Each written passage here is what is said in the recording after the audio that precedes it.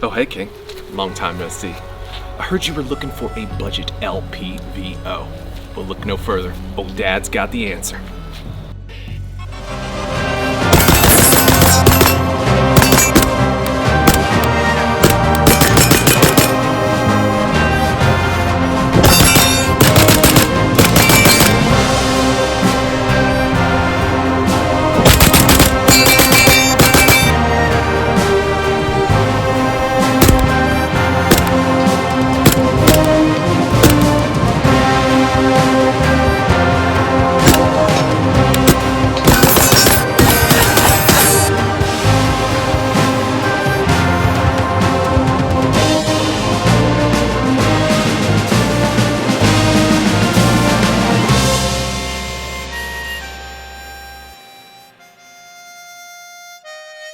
Now guys, I gotta talk about my homies, my friends here of the channel, Badlands Munitions. Based right out of Arizona here in the US of A. No foreign manufacturing here. They make quality 5.56 for plinking, match ammo, hunting, and self-defense. They make 9mm for all the same reasons. Whether you're shooting a match, whether you're shooting for self-defense, or you're just wanting to plink some steel with the homies, Badlands Munitions has you covered. With code 110SAS, guys, you get 10% off. 10% off your entire ammo purchase and some of the accessories available on that website. Guys, it's a small business, small batch ammunition with super high quality control. You can't ask for much more than that. It's made in the USA with USA made components. And any chance I get, I'm gonna plug a homie small business. So check them out and get that 10% off you deserve, King. Ladies and gentlemen, welcome back. Episode 5 of Budget Tier Battle Royale. LPVOs. Guys, we have gathered the best of the best when it comes to budget LPVOs. We have Sig Sauer, we have Vortex, we have Griffin Armament, Primary Arms, Arken, and Swampfox. All of these optics going head to head. We're going to measure the field of view on one power, the reticle, the glass clarity, the turrets, the build quality, and if they are worth the coin. Which of these optics, maybe one, maybe none, is worth that $500 mark? All of these optics had to be within $450 to $500. I feel that's a very solid budget range. It's not exactly super cheap, but it's also not crazy expensive. So here's the thing. This whole thing started out of just curiosity. It just seems like we've been told for so long that if you want great glass, you have to spend over $2,000. If you want good glass, you got to spend at least $1,500.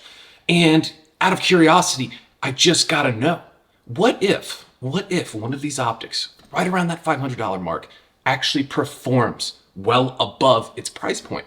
What if it's worth it? What if one of these optics here performs just as good, if not better, than, let's say, a $1,500 optic? I feel like in today's day and age, we've gotten so far in technology that maybe this is it. Maybe this is worth it. So we are gonna get to the bottom of it. Only one can come out on top as the winner. So, gentlemen, in today's episode, we have Arken Optics. Arken Optics, so this is an interesting one. They're a pretty new company. This is the EP8, meaning it's a 1 to 8 power magnification. All of these optics, they had to be 1 to 8 or 1 to 10. I feel that's just the best representation of a general purpose optic, which is an LPVO. Yeah, you could definitely go 1 to 6, but I feel that that extra 2, maybe even 4 times, over those 6 power optics, it kind of starts to shine. Because here's the thing, you put one of these optics on your general purpose carbine. Let's say your general purpose carbine is a 14.5 inch or 16 inch 5.56 gun. That's a very solid 600 to 800 yard gun. Yeah, are you stretching it towards those max limits? Sure, absolutely, but it's definitely possible. And I feel 8 and 10 power will get you there and get you good solid hits on, let's say, an IP6 size target at 600 and 800 yards. My boy, Mike Russo, he shoots for Ridgeline Defense. He hit a mile with a 5.56 16-inch gun. Like, that's crazy. That's pretty crazy. I don't think I could do that. You give me maybe like, I don't know, 6 or 7 mags and I might get close, but that's impressive. So I feel that these optics are a great representation of just your general purpose gun.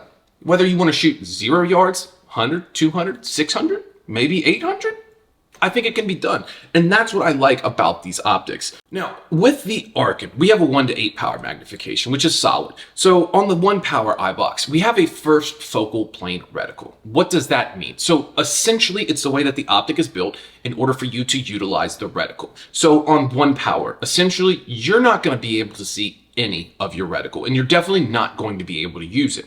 It doesn't become usable, and I would say until 4 to 5 power, in which when you dial in and throw up that magnification, the reticle itself, it's going to get larger, and that way you can actually use the holes as you have on your reticle. On 1 power, we have this massive, massive donut. Even at these close distances where I'm shooting within 10 yards, that circle just completely swallows an entire IPSC, which is fine because, hey, you have a huge point of reference. Like, okay, this dot, just put it right there. You're going to hit your target. I mean, that's nice. I will say, though, that it's more of a just personal preference kind of thing. I can definitely see benefits of that, but, you know, at the same time, I don't know if it's going to be a game changer for me or I'm going to buy it solely because of that.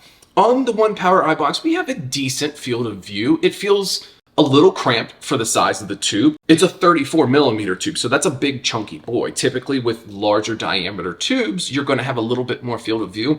I will say with the Arken, I don't know if I feel as if it is a solid 34 millimeter tube. I feel much more like it's a 30 millimeter tube when you're looking through it on that 1 power eye box.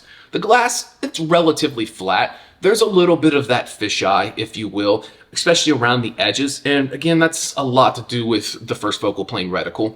The way that those optics are built, unfortunately, it's kind of just, I'm not going to say impossible, but it's very hard and it requires, well, a lot of money and a lot of R&D to really perfect that and replicate what you can get on second focal plane. As far as the reticle goes, it's okay. It's not too bad. You don't really have any wind holes per se. You've got a couple there, but it's negligible. I find the reticle to be kind of difficult-ish to use. I don't need that zigzag pattern thing that they have there, kind of almost like a zipper. Just give me plain hashes. It doesn't have to all be connected. I feel like if anything, it's just going to obstruct my view a little bit more than just the plain hashes. On the 8 power, it's not too bad. It's kind of crisp, I will say. It gets a little dark. It's not terribly dark. It doesn't feel like I am looking down a dark hallway or something like that. It doesn't feel like a toilet paper roll, but you start to get there just a little bit. It definitely gets a little bit darker, but unfortunately, that's just kind of the name of the game. Anytime you get to max magnification on any optic, no matter the cost, it's just going to get a little bit darker. Where the money usually comes in is going to be in the lenses and the coating on the lenses.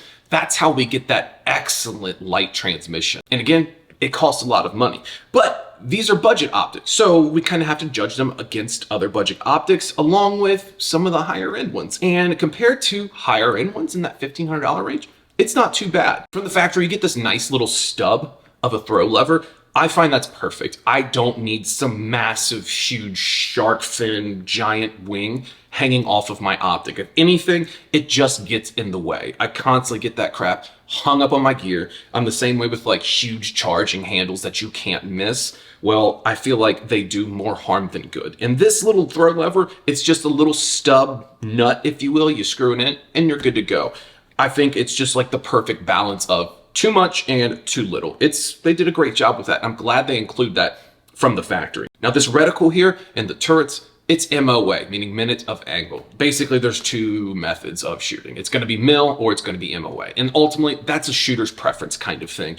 I like MIL, and reason why is I learned on MIL. That's the only reason. If you learned on MOA and you excel at it, just stick with it, bro. If you want to learn MIL or you want to learn MOA and switch over to the other side, absolutely. But at the end of the day, again, remember, whichever you excel with, if you do the best with that and it just makes the most sense with you because that's what you learned on, just stick with it, bro. If you want to learn something else, try it, give it a shot. Now, the turrets, you have capped turrets here, but you can take those caps and throw them away if you don't want capped turrets because they are exposed, and on the sides are written very plainly your holds. So you've got all of your numbers plainly written on each turret, your windage and your elevation. The clicks, they're not too bad. I will say that it would probably be pretty easy to bump these guys.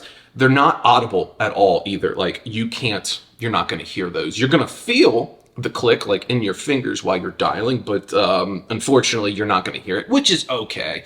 Again, very, very small gripe. If you want a super loud click, yeah, I like that too. But again, because they're posted on the sides of the turrets, it's really not that big a deal. They're definitely audible, but just not like some of the other ones in the series. It makes up for it because here's the thing. I don't have to leave my good solid cheek weld here to see where I'm at. I can literally just kind of look up just a little bit and I'm going to see where I'm dialing at. And be quite frank with you, sight is way better in my opinion for verifying your dope than I would say measuring your clicks in your head. Maybe that's just my flavor of autism. Personal preference thing again. Now, some of you guys, you're just going to zero it, put the caps back on it and never mess with it again. And that's okay.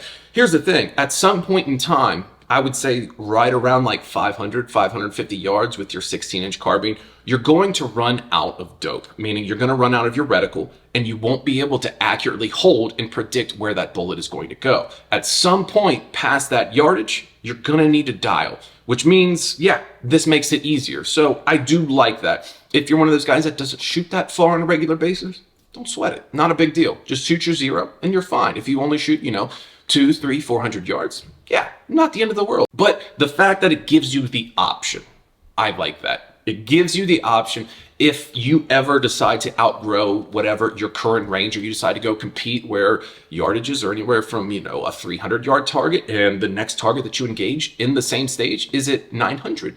You don't run out of options. Your loom turret on the left side, super simple, very straightforward. You have 2 night vision settings, which I do like. I'm not going to lie. I typically don't use an LPVO with my nods. I'm piggybacking an RMR and I'm shooting off of that dot.